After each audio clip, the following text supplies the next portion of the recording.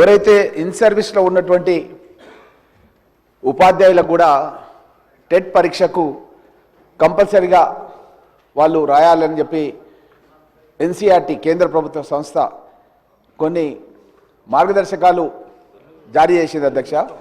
అయితే కొన్ని దశాబ్దాల కాలంగా ఉపాధ్యాయ వృత్తిలో సమసమాజ స్థాపన గురించి పనిచేస్తున్నటువంటి ఈ ఉపాధ్యాయులకు ఈ విధంగా టెట్ పరీక్ష కంపల్సరీ అని పెట్టడం అన్నది కరెక్ట్ కాదు అధ్యక్ష.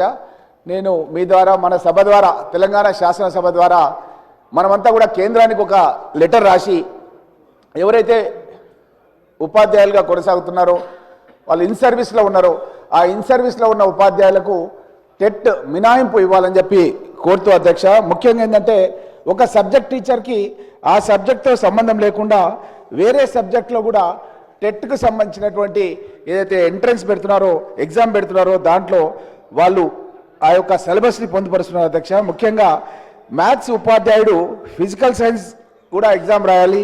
అదేవిధంగా బయోసైన్స్ ఉపాధ్యాయుడు మ్యాథ్స్ లేదా ఫిజికల్ సైన్స్ రాయాలి. ఫిజికల్ సైన్స్ ఉపాధ్యాయుడు మ్యాథ్స్ లేదా ఈ విధంగా ఉండడం మూలంగా ముఖ్యంగా అధ్యక్ష ఎస్సీ ఎస్టీ బీసీ మైనార్టీ ఇట్లా చాలామంది ఉపాధ్యాయులు వెనకటికి ఎప్పుడో దశాబ్దాల కింద వాళ్ళు సెలెక్ట్ అయ్యి జాబ్స్ చేస్తుంటే వాళ్ళు ఇది రాయకుంటే కనుక ఉద్యోగం నుంచే తీసేస్తామన్న విధంగా ఆదేశాలు ఇచ్చారు అధ్యక్ష. కాబట్టి మనం వెంటనే మన శాసనసభ ద్వారా మన ప్రభుత్వం ద్వారా మనం ఒక నిర్ణయం తీసుకొని మన రాష్ట్రంలోనన్నా మినహాయింపు మన ప్రభుత్వం ద్వారానన్నా ఇవ్వాలి, లేదంటే కేంద్రానికి లెటర్ రాసి కేంద్రమైన మినహాయింపు ఇచ్చే విధంగా కృషి చేయాలని చెప్పి మీ ద్వారా కోరుతున్నారు అధ్యక్ష. శ్రీ మల్రెడ్డి రంగారెడ్డి.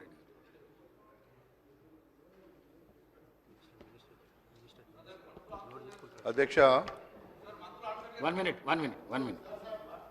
మినిస్టర్ గారు జూపల్లి మినిస్టర్ గారు నోటెడ్ అధ్యక్ష. శ్రీ మల్రెడ్డి రంగారెడ్డి.